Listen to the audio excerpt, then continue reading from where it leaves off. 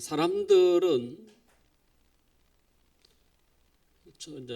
각자가 자신의 생각이나 또 신념에 따라 살아가지 않습니까?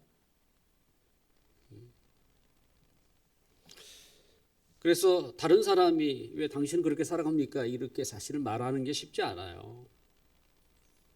왜냐하면 다 그도 생각하는 사람이라 자신의 어떻게 생각했는지에 따라서 또 신념에 따라서 살고 있으니까.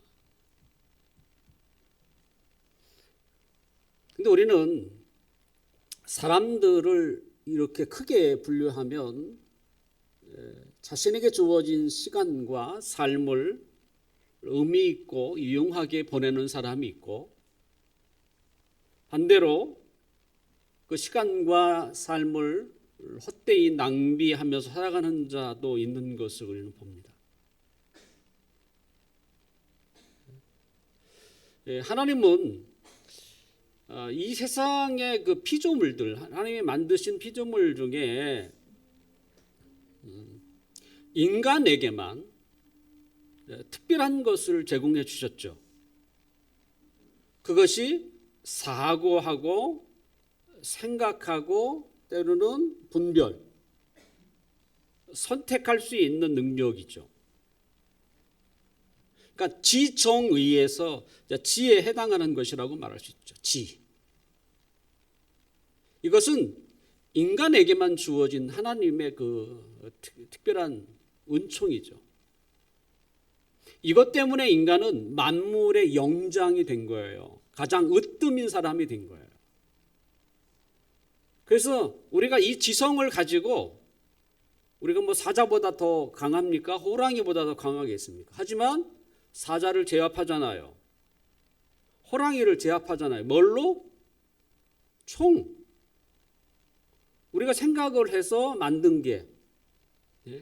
그래서 총을 만들고, 그래서 총으로 사나운 사자를 죽이고 또 호랑이를 죽이는. 그래서 인간이 만물의 영장이 된 거예요. 뭐 때문에? 이 생각.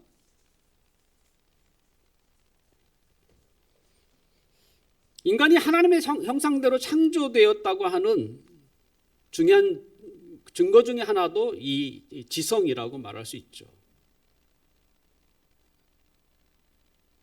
그래서 인간은 생각을 하고 또 그것을 믿는 대로 삶을 살아가게 됩니다. 이게 크게 우리가 그렇게 나눌 수 있죠. 근데 성경에서도 뭐 똑같은 이야기를 우리에게 이야기해요. 인간의 그 조상이라고 하는 아담과 하와가 자식을 낳았는데 가인과 아벨. 그러니까 가인의 삶과 아벨의 삶이 너무 정반대예요.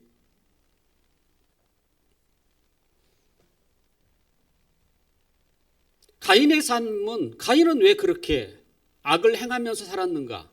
그것은 그가 생각한 것이고 그가 선택한 삶이에요. 누가 강요한 삶이 아니에요. 아벨도 마찬가지죠. 그는 왜 거룩한 삶을 살았는가? 그것은 그의 생각이었고 그의 선택이었죠.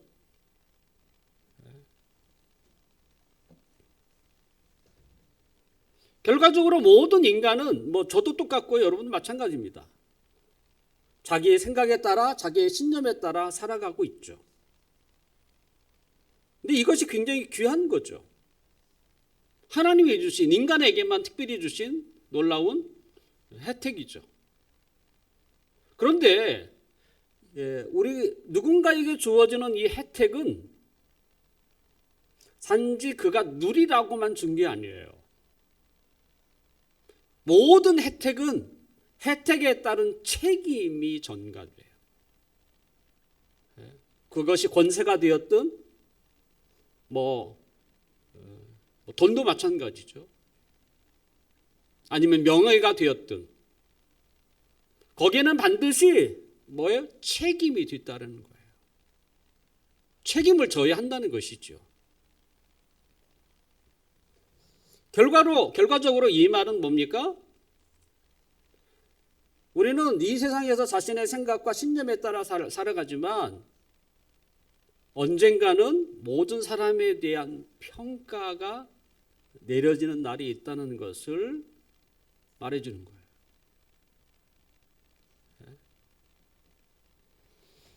우리는 그것 때문에 마음대로 살아서는 안 되는 이유가 거기에 있다고 말할 수가 있는 것이죠.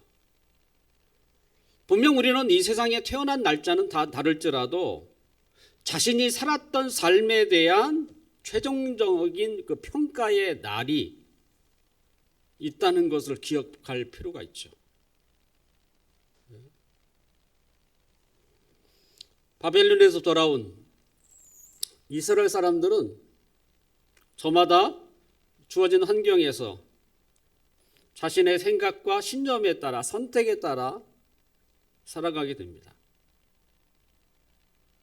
분명 그들은 하나님의 백성으로 그런 마인드를 가지고 바벨론에서 고국 땅으로 돌아왔지만 시간이 감에 따라 그들의 삶은 두 가지로 나눠지죠. 하나님을 경외하며, 그러니까 하나님을 의식하고 하나님을 생각하며 살아가는 거룩한 삶을 살아가는 사람이 있고, 또 다른 사람은 하나님을 멀리하고 그러면 세상적인 삶을 살게 되는 거죠. 거룩하지 않은 삶을 살게 되는 것이죠. 말라기는 오늘 그 1장에서부터 우리 3장에까지 계속적으로 그 이야기를 해주고 있죠. 그리고 오늘 본문이 마지막 구절입니다. 이 마지막 구절에서 선지자가 우리에게 던지는 것은 뭐냐면 평가의 날을 이야기하고 있는 거예요.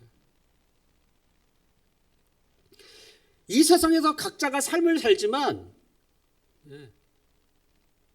어떻게 보면 우리는 평가에 대한 생각을 안 하고 사는 경우가 너무 많은 거예요.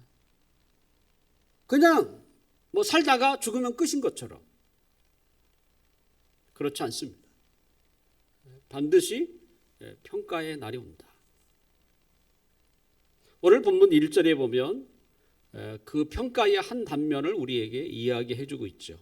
한번 읽어볼까요? 1절 시작. 만군의 여호와가 이르노라 보라 용광로 불같은 날이 이르리니 교만한 자와 악을 행하는 자는 다 지푸라기 같을 것이라 그 이르는 날에 그들을 살라 그 뿌리와 가지를 남기지 아니할 것이로되.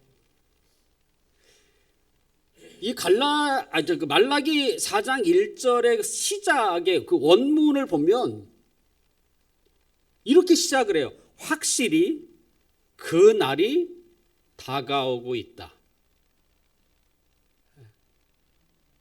그 날이 다가오고 있다. The day coming이라고 되어 있어요. 그 날이 오고 있는 중이다. 그죠? coming. 이 본문의 시작을 그 날이 지금 다가오고 있다. 이렇게 시작을 하고 있어요. 이 말은 우리가 살았던 삶에 대한 최종 평가가 내려지는 그 날.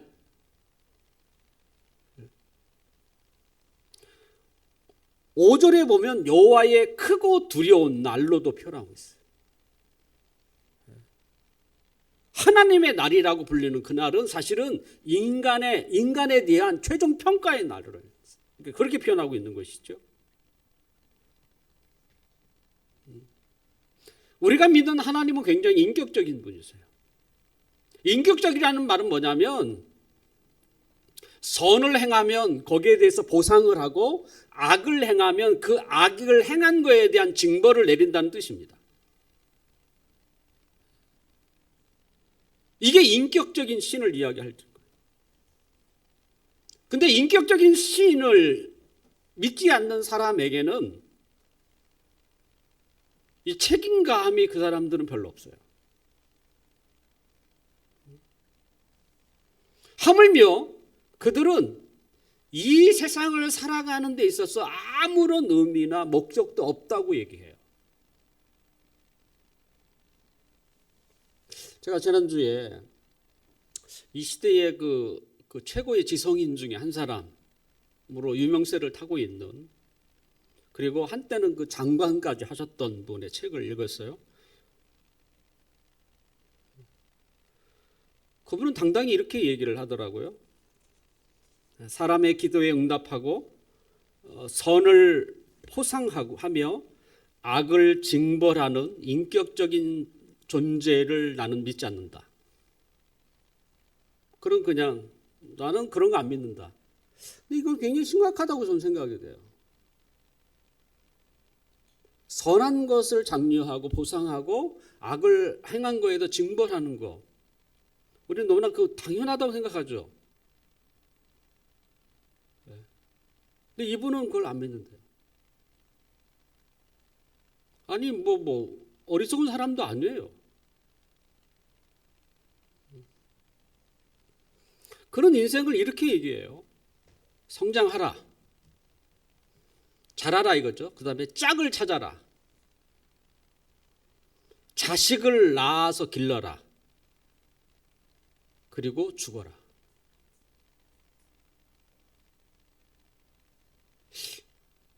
이게 인생이래요.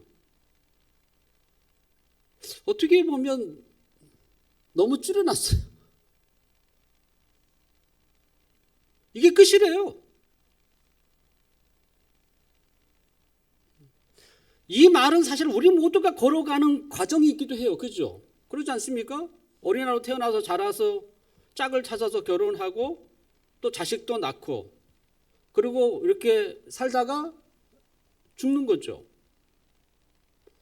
우리가 인생이라고 하는 것을 대변하는 단어일 수 있습니다. 그러면서 그는 이런 얘기합니다. 너의 삶에는 지금 말한 그 다른 어떤 목적도 의미는 없습니다.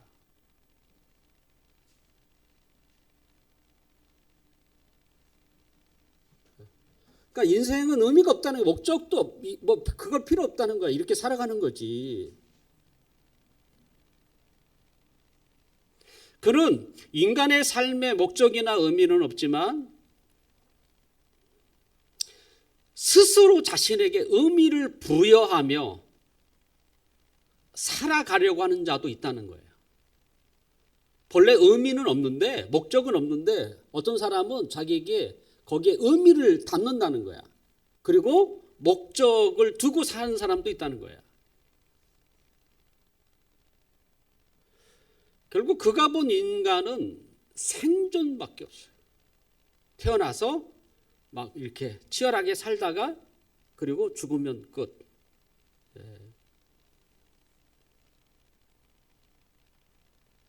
왜 그가 그렇게 생각했을까요? 인생을 너무 단순하게 보는 것처럼.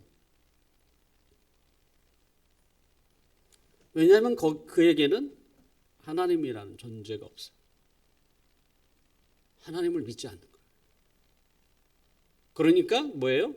선한 사람을 보상하고 악을 행하는 사람을 징벌한다는 그것마저도 그는 믿지 않아요.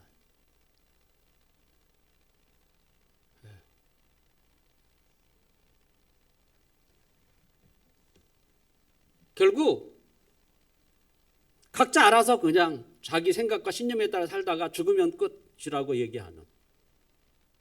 그러니까 어떤 사람은 나름대로 조금 의미를 두고 사는 사람이 있고, 어떤 사람은 의미 없이 그냥 자신에게 주어진 시간들을 허비하며 살아가는. 그래도 그렇게 살면 끝이니까 라고 말하는 것처럼.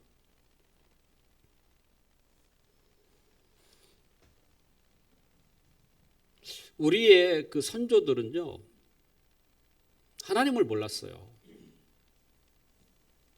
하지만 그들은 악을 행하는 사람을 볼 때마다 무슨 이야기를 했냐면, 하늘이 무섭지 않느냐? 이 말을 했어요. 이 말이 뭡니까? 삶의 책임에 대한 것은 느꼈어요. 그렇게 살면 그 악에 대한 징벌이 찾아온다는 것이죠. 그래서 하늘이 무섭지 않느냐고 그런 말을 했다고.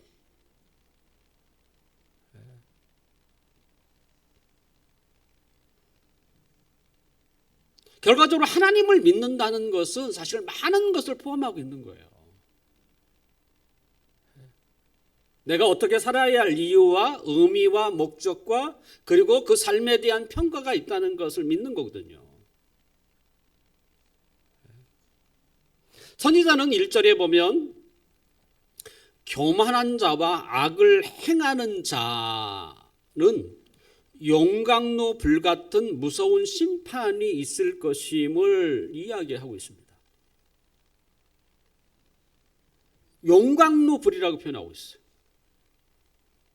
1500도가 넘는 그래서 쇠를 녹이는 불이죠. 이 용광로 불 그러면 지옥불을 진짜 우리가 저도 지금 가보진 않았습니다만 연상하게 되는 거 아닙니까? 포항제철에 철을 녹이는 그 용광로를 보면서 아마 지옥도 저렇지 않을까라고 하는 우리는 이제 그런 상상을 해보는 것이죠. 지금 교만한 자와 악을 행하는 자는 용광로 불로 그들을 징벌하겠다라는 것이 하나님의 선언이죠. 근데 예수님의 말을 예수님이 지옥에 대한 그 몇 가지 이야기를 하신 적이 있었는데 지옥은 그죠? 고통스러운 것이다. 그런데 그 지옥에는 구더기도 죽지 않는다. 그러니까 그 지옥불을 연상하지만 그 불에 구더기도 죽지 않는다는 거예요. 그러면서 얼마나 이게 뜨거운지 소금, 불에다가 소금을 이렇게 달구면 소금이 이제 튀듯이 너무 뜨겁다는 거죠. 뜨거운데 죽지는 않는. 그러니까 영원히 고통 가운데 사는 것이 바로 지옥이다. 이렇게 우리가 생각을 하면 되겠죠. 그런 곳에 누가 가느냐라고 할 때 오늘 본문은 교만한 자와 악을 행하는 자라고 소개하고 있습니다. 교만이 뭐예요?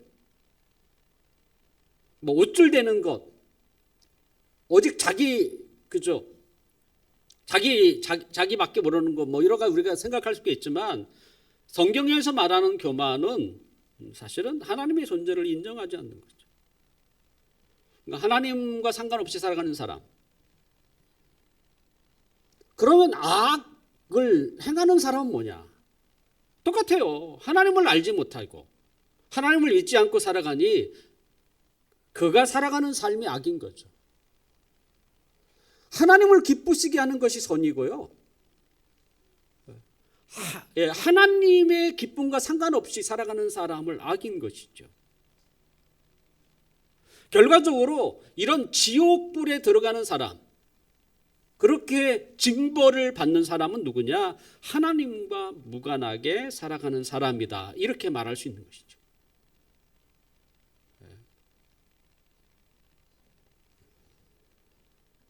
성경은 우리를 막무가내로 때로는 강요하는 것처럼 이렇게 성경은 말하지 않습니다. 하나님도 마찬가지고요. 왜 그래요? 인격적인 신이잖아요.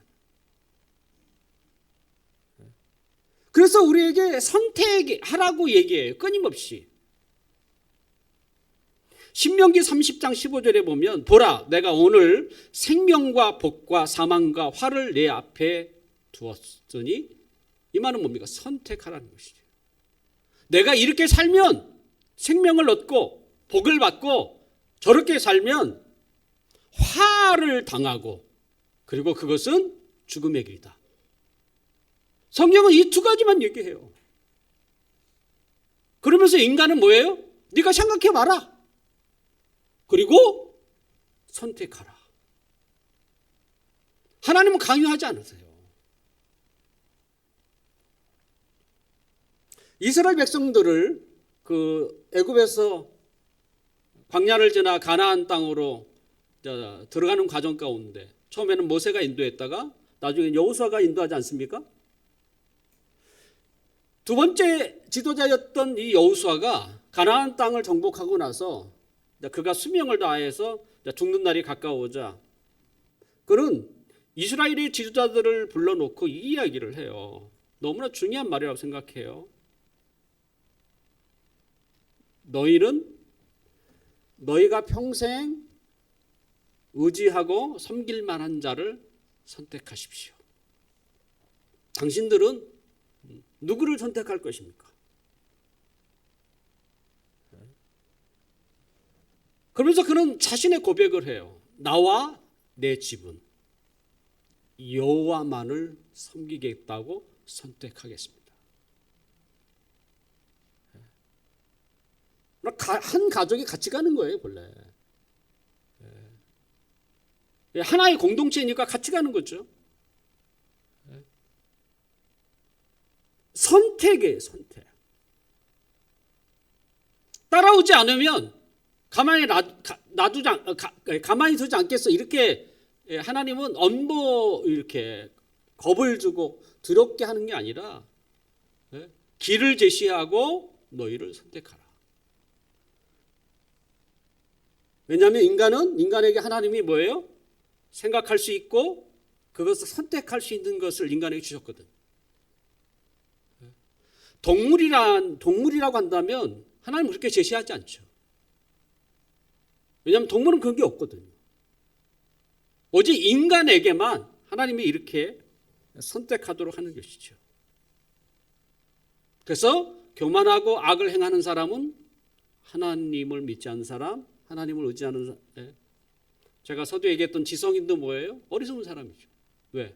하나님과 무관한 사람이죠. 하나님과 무관하니 그가 생각하는 것, 그가 인생을 바라보는 게 너무 다른 거예요. 세상에서는 최고의 지성이라 부를지 몰라도 그가 인생을 어떻게 보고 있고 제가 얘기한 것처럼 그는 인생을 아무것도 아닌 것처럼 보고 있어요. 삶은 아무 의미가 없고 삶에는 목적도 없다고 얘기해요. 왜요? 하나님이 없으니까. 하나님을 안 믿으니까. 그런 자에게 내려지는 게 뭐겠어요? 용광로와 같은 불, 지옥밖에 없다는 것이죠.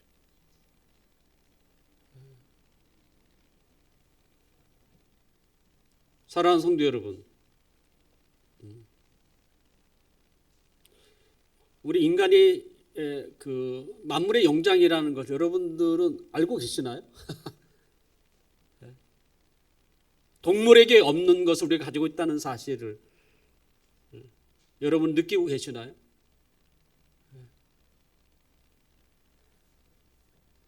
우리는 하나님을 믿어야 하고요. 하나님 안에서 삶을 살아야 하고 그래야 우리의 삶을 좀 더 아름답게 의미 있게 살아갈 수 있어요. 그리고 목적 있게 살아갈 수 있어요.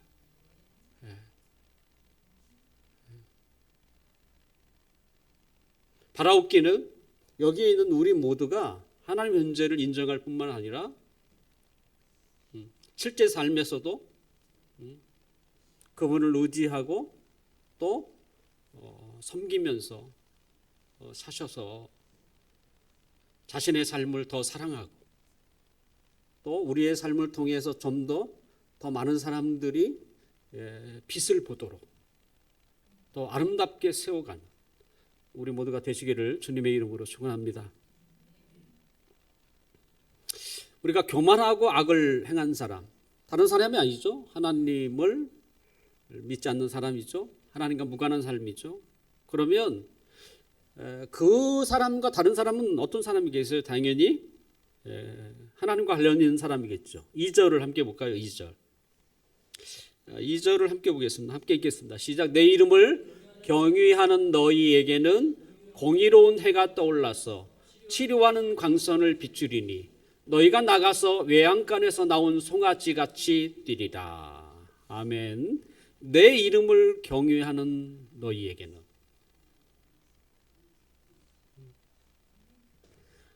교만하고 악을 행하는 자, 반대편에 선 사람은 누구냐면 하나님이죠. 하나님을 인정하고 하나님을 믿고 그 하나님의 사랑을 받고 또 하나님의 사랑으로 사랑하는 사람들, 이게 하나님을 경외하는 사람이죠. 그런 자에게는 어떤 평가가 내릴 것이냐? 이전에서는 공의로운 해가 떠올라서 치료하는 광선을 비추려니 이렇게 돼 있어요. 교만하고 악을 행하는 자는 용광로 같은 불로 그들을 지질 것이라고 소개하고 있지만, 하나님의 이름을 경외하는 자들에게는 의로운 해가 떠올라서 치료하는 광선으로 그들을 치유할 것을 소개하고 있는, 이 성경은요, 희망이나 때로는 축복을 표현할 때에 떠오르는 해를 이렇게 자주 언급을 합니다. 롯이 소돔과 고모라 성을 떠나서 소알성으로 피신했을 때에 성경은 뭐라고 됐냐면 해가 돋았더라 이렇게 쓰여 있어요.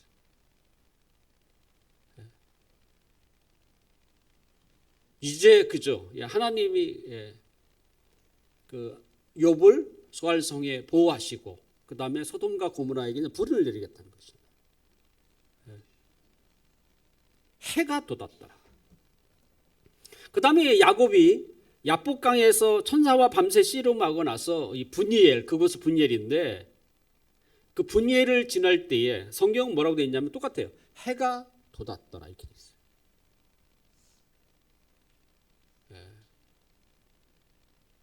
그 다음에 가룟유다가 예수님과 함께 성만찬, 마지막 성만찬을 그죠 나누고 그가 예수님을 팔기 위해 나갈 때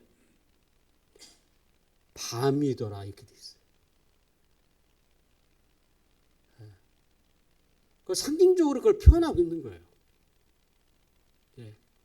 하나님이 주시는 평강이나 안전과 축복을 해가 돋는 것으로 표현하고, 어둠과 또 심판과 그 악을 표현할 때는 어둠, 짙은 밤으로 표현하고 있어요. 오늘 본문에도 뭐예요? 의로운 해가 떠올라. 벌써 이미 하나님을 경외하는 사람들에게 비추는 그 해가 떠오르는 장면으로 표현하고 있는 것이죠. 이 의로운 해가 상징하는 게 누구냐면 예수님이에요. 세례 요한의 아버지 스가랴가 성령의 충만한 가운데서 그 예언한 내용이 누가복음 1장 78절에 이렇게 돼 있어요. 돋는 해가, 떠오르는 해가 위로부터 우리에게 임하여 어둠과 죽음의 그늘에 앉은 자에게 비치고 우리 발을 평강의 길로 인도하시리라. 그러니까 어둠과 죽음의 그늘 아래 앉은 자들에게 비로소 떠오르는 해가 나타나서 그들에게 어둠을 가시게 하고 그들로 하여금 평강의 길을 걷게 하는, 누굴 얘기한 거예요? 예수님을 그렇게 예언을 하고 있어요. 결과적으로 예수님은 어둠 가운데 있는 자를 밝은 빛으로 인도하고 불안과 염려와 걱정 가운데 인생의 무거운 짐의 힘겹게 살아가는 자들에게 평강으로 인도하는 길로 인도하시기 위해서 떠오르는 해로 이 땅에 오셨다는 것이죠.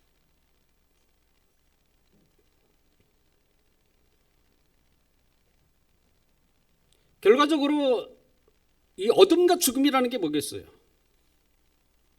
그 사람의 마음과 생각이 어둡다는 말은 다른 게 아니에요. 하나님을 알지 못한다 라는 것과 같은 말입니다. 성경은 하나님이야말로 지식과 지혜의 뭐라고 그래요? 근본이라고 합니다. 지식의 근본이 하나님이에요. 지혜의 근본이 하나님이세요. 이 세상의 모든 지식을 다 안다고 할지라도 하나님을 모르면 그는 뭐예요? 어리석은 자입니다. 생각해 보세요. 자, 이렇게 표현합시다. 그 사람이 뭐 미적분을 잘 알고 뭐 수학의 천재고 뭐 이런데 1 더하기 1이 2인지를 모른다 봐. 그걸 몰라. 그건 몰라. 그럼 어떤 사람이에요, 그 사람? 우리 뭐라고 평가하겠어요? 최고의 수학자라고 표현하겠어요? 가장 기초인 1 더하기 1이 2인지도 몰라, 수학자가. 근데 미적분을 알고, 보통 사람이 계산할 수 없는 것들을 다 계산해내고, 그러면 그 사람을 사람들이 뭐라고 부르겠냐?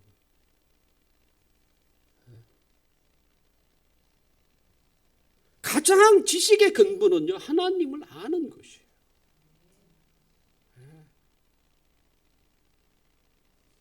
그래야 그 사람은 하나님을 알고 있다 그러면 그는 엘리트예요, 사실은. 지혜의 근본도 하나님이 있어요.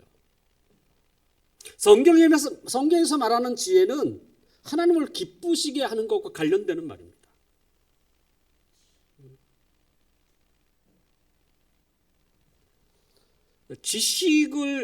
우리는 지혜가 없이 지식을 가질 수는 있습니다.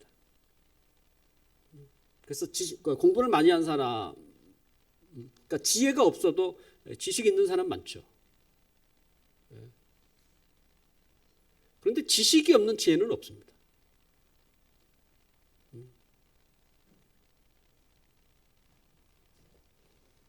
그래서 하나님을 알아야만 지식도 생겨요. 지혜도 생기는 거예요. 왜냐하면 지혜가 뭐예요? 하나님을 기쁘시게 하는 것이잖아요. 근데 하나님이 뭘 기뻐하는지 몰라요. 그럼 그가 지혜로운 사람이 될 수 없는 거예요. 우리가 왜 성경을 읽습니까? 성경을 읽으면 뭐 기분 좋고 막 이런 것 때문에 그런 거예요. 그런 게 아니잖아요. 하나님이 어떤 분인지를 알아가는 거잖아요. 하나님이 어떤 분일까? 우리가 성경을 읽으면서 그것을 마음에 두어야 하는 게 그거예요. 하나님은 자신을 직접 말하기도 하지만 다른 사람을 통해서 하나님이 자신을 드러내요. 구약에는 이스라엘이라고 하는 이스라엘 백성들, 때로는 이스라엘 지도자들 통해서 하나님이 어떤 분인가를 드러냈죠. 신약에는 교회라고 하는 공동체를 통해서 하나님이 어떤 분인지를 우리에게 알려주는 거죠. 그래서 성경을 읽을 때는 자기가 좋아하는 구절도 있을 수 있겠지만 무엇보다도 내가 이 본문을 통해서 하나님이 어떤 분인가를 아는 게 중요해요. 그러면 그가 하나님을 기쁘시게 하는 지혜로운 사람이 될 수가 있어요. 아니까. 근데 알지 않고서는 지혜를 발휘할 수가 없습니다.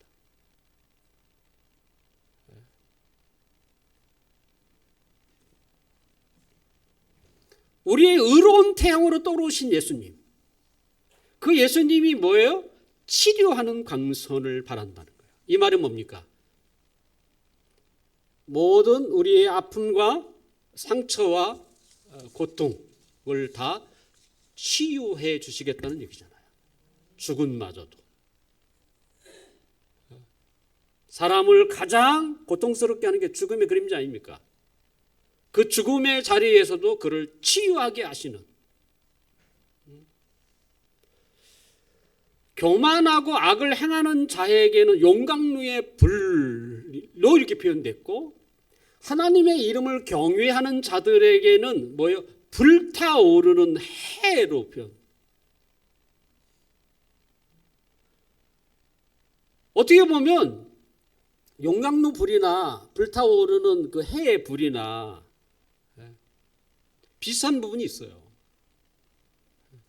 하지만 똑같은 불일지라도 어떤 자에게는 그를 녹이는 불이지만 어떤 자에게는 치유하는 광선이에요. 이게 다른 거예요.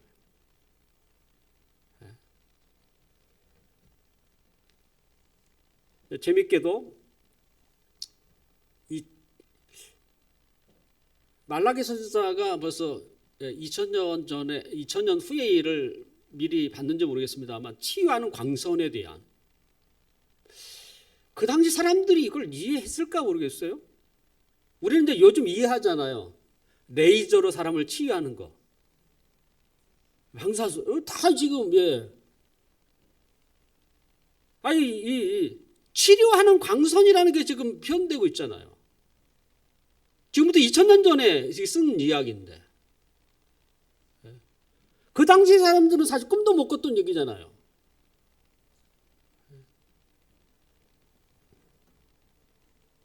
그래서 레이저도 마찬가지입니다. 강철을 녹이는 역할도 하지만 사람의 병을 치유하는 역할도 해요. 이게 똑같은 광선이지만 어디에 사용하느냐에 따라서 달라진다는 거예요. 그래서 교만하고 악을 행하는 자에게는 지옥불을 연상하는 그렇게 심판으로 그들에게 주어지지만 의로운 태양이신 그 예수님, 보통 빛이 아니잖아요. 예수님은 그 빛을 받는 하나님의 이름을 경외하는 자들에게는 뭐가 돼요? 치유하는 광선이에요. 그래서 우리의 연약함이 치유되고 마음의 깊은 상처들이 쓸려나가고 또 인생의 무거운 짐들이 그 광선 앞에 다 다 사라지는 놀라운 은총이 되는 것이죠. 사도 바울은 예수님뿐만 아니라 예수님을 믿는 사람에게도 비슷한 현상이 일어난다고 얘기해요. 그래서 예수 믿는 사람은 그리스도의 향기로 표현했어요. 근데 이 향기가 어떤 향기예요? 어떤 사람에게는 죽음에 이르는 냄새가 되는 거예요. 하지만 또 어떤 사람에게는 생명에 이르는 냄새가 돼요. 그러니까 내 삶의 모습이 내 삶의 모습을 보고 어떤 사람은 뭐예요? 예수 믿겠다고 믿고 싶다고 이렇게 생명이 되는 냄새가 되기도 하고 어떤 사람은 나는 예수 안 믿는 사람 되겠다고. 그러면 뭐예요? 죽음에 이르는 냄새가 되는 거죠.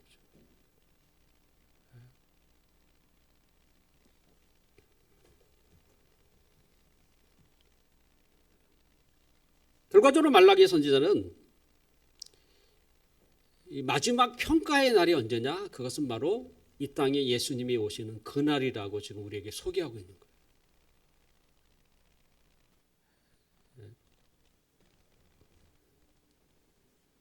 이 땅에 예수님이 오시는 날, 그날은 어떤 날입니까? 어떤 사람에게는 믿지 아니함으로 심판을 받는 날이 되고 또 어떤 사람에게는 믿음으로 생명을 얻는 날이 되는 거예요. 그것 자체가 뭐예요? 평가의 날이 된다는 거예요.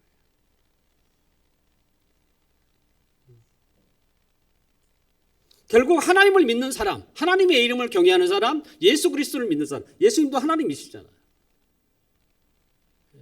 믿는 자에게는 우리가 이 세상을 살면서 겪는 여러 가지 것들이 다 치유가 돼서 평강의 길을 걷는 사람이 되고 때로는 의미가 있고 목적을 가지고 살아가는 삶이 되고 하나님과 무관한 삶을 살아가는 자는 의미와 목적이 없어요. 없어요. 그 사람들에게. 그냥 어떻게 해요? 주어진 삶을 살다가 아까 얘기했잖아요. 자라거라, 짝을 찾아라, 자식을 낳아라, 그리고 죽어라. 끝이에요. 그 사람들은 왜 살아야 하는 의미 생각 안 해요. 내가 무슨 목적을 살아가야 하는가라고 하는 인생의 진정한 목적에 대해서 고민도 하지 않습니다. 그 사람들은 뭐예요? 자식과 함께 살다가 죽는 것이 끝이에요. 더 이상 의미를 두지 않는다는 거예요. 결국 하나님을 믿는 사람과 믿지 않는 사람은 너무나 많은 차이가 있어요. 단지 주일날 교회 다니고 안 다니고 문제가 아닌 거예요. 내가 어떻게 하면 그 하나님을 기쁘시게 하는 삶을 살까? 그 삶이 뭐겠어요? 사랑을 하지 않는 자는 하나님을 알지 못하는. 하나님을 사랑하는 것처럼 이웃을 사랑하는 마음.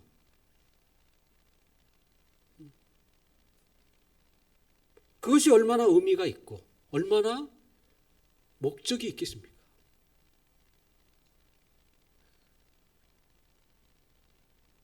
뿐만 아니라 하나님은 그와 같은 자에게 뭐예요?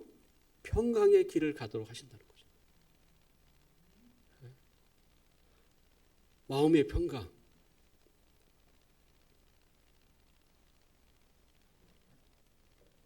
하나님은 우리에게 선택하라. 교만하고 악을 행하는 하나님이 없는 삶을 살 것인가? 아니면 하나님을 믿고 의지하고 하나님의 이름을 경외하는 자로 살 것인가? 그들에게 똑같이 불이 내리지만 그죠? 어떤 사람에게는 사라지게 하는 불이지만 어떤 사람은 치유하는 불이 된다는 거예요. 그러면서 하나님은 우리에게 다시 한번 손을 내밀죠. 그것이 오늘 본문 5절과 6절이 5절과 6절을 함께 볼까요? 5절과 6절. 5절과 6절 한번 해봅시다. 읽어봅시다. 시작. 보라, 여호와의 크고 두려운 날이 이르기 전에 내가 선지자 엘리야를 너희에게 보내리니 그가 아버지의 마음을 자녀에게로 돌이키게 하고 자녀들의 마음을 그들의 아버지에게로 돌이키게 하리라. 돌이키지 아니하면 두렵건대 내가 와서 저주로 그 땅을 칠까 하노라 하시니라. 자, 우리 5절을 함께 5절 보세요. 5절. 보라, 여호와의 크고 두려운 날이, 그러니까 심판의 날이 이르기 전에. 이게 하나님의 마음이에요, 사실은. 누가 오시면 예수님이 오시는 그날이 믿고 안 믿고를 판가름하는 매우 중요한 날이라는 거야. 근데 예수님이 오시기 전에 내가 선지 엘리야를 너에게 보내리라. 이 선지자가 누구예요? 사실은 세례 요한. 왜 세례 요한을 보내요? 6절에 있는 것처럼 아버지의 마음을 자녀에게로. 이스라엘에게 아버지는 하나님을 돌아오게 하는. 지금이라도 늦지 않았다. 돌아오라. 하나님을 알지 못하는 자가 있느냐, 믿지 않는 자가 있느냐, 돌아오라. 하나님은 언제나 우리에게 두 가지 길이 있다. 그것을 선택하라. 그러면서 늘 하는 말이 뭐예요? 평가의 날이 오기 전에 너희는 돌아왔으면 좋겠다. 돌아왔으면 좋겠다. 누구를 위하여? 너 자신을 위해서라도. 그러잖아요. 그러니까 우리 자신을 위해서라도 우리는 하나님을 믿어야 하는 거야. 왜냐하면 하나님 안에서 우리의 삶이 달라지거든요. 인생을 보는 눈이 달라지고 삶을 살아가는 목적이 달라지고. 그래서 하나님께로 돌아오라고 얘기하는 거잖아요. 어쩌면 우리는 세례 요한처럼 이 세상의 선지자 역할을 하는 사람들이에요, 사실은. 아까 그리스도의 향기처럼. 우리가 끊임없이 사람들에게 하나님께 돌아오십시오. 그러면 놀라운 일이 생깁니다. 돌아오지 않으면 당신에게는 희망이 없습니다. 희망이 없죠. 그 사람들이 무슨 희망이 있어요? 누가 마음의 평강을 줄 건데. 아직도 살아갈 날들이 너무 많은데 어떻게 계속 불안한 마음을 가지고 살 수 있는가? 걱정하며 염려하며 살아갈 수 있는가? 당신을 스스로 그것을 떨쳐버릴 수 있는 길이 있는가? 없어요, 사실은. 오직 하나님만이 그것을 주세요.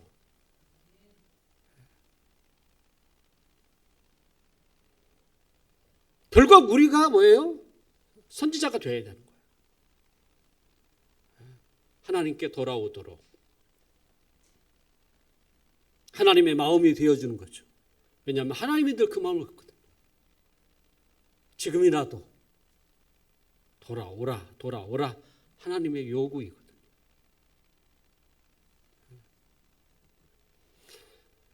우리가 그런 메시지를 세상에 드러내려고 해야 한다면 먼저 우리가 하나님과 동행하며 살아가는 것이 필요합니다. 생각해 보세요. 우리가 다른 사람들에게 예수 믿으십시오라고 권면하면서 정작 자신은 그렇게 살지 않는다면 그는 가장 어리석은 사람이지 않겠습니까? 예수께 돌아오십시오. 그러면 인생의 짐이 가벼울 겁니다. 하나님께 돌아오십시오. 그러면 비로소 숙면을 취할 수 있습니다. 마음에 쌓인 상처와 아픔들을 씻어낼 수 있습니다. 그런데 정작 자신이 안 그래. 그러면 그 사람이 얼마나 어리석은 사람이겠어요.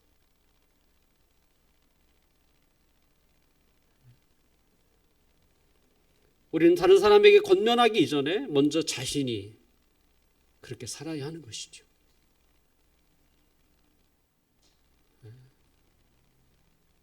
내가 먼저 믿고 나서 다른 사람에게도 전하는 것입니다.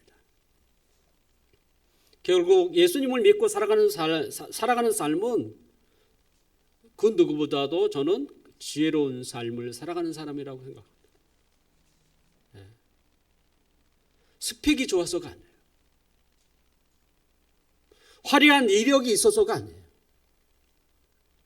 하나님을 지식과 지혜의 근본이신 하나님을 아는 사람. 하나님을 기쁘시게 하려고 하는 사람이기 때문에. 그거예요.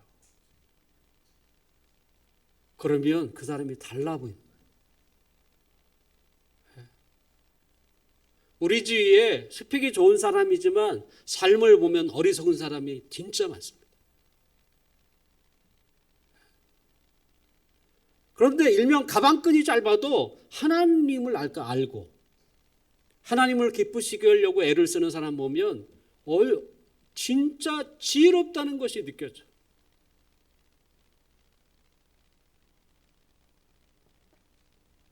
신명기에도 그 말씀이 있지 않습니까? 신명기 4장. 너희가 하나님의 말씀을 기억하고 살면 그것 자체가 이 세상의 지식이요 이 세상의 지혜로운 백성이라고 불릴 거라.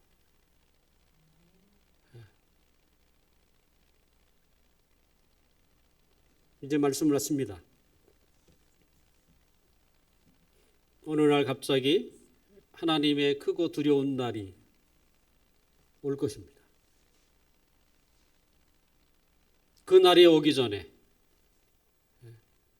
우리는 하나님께로 돌아가야 합니다. 그 날이 우리의 죽음일 수 있습니다.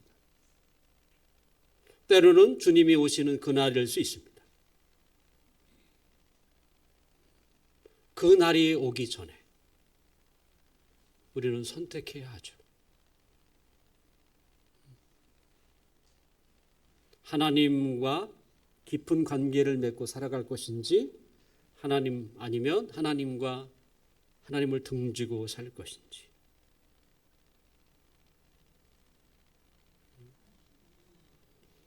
하나님을 믿는 것은 이 세상의 가장 큰 행복입니다.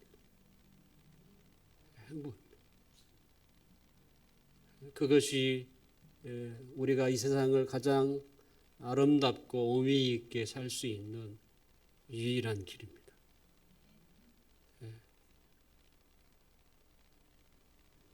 여러분은 지혜로운 사람이라 생각합니다. 생각 있는 분들이라 생각합니다. 하나님을 선택하십시오. 혹시 하나님을 등지고 산 사람이 있다면 이제라도 하나님께 돌아오십시오.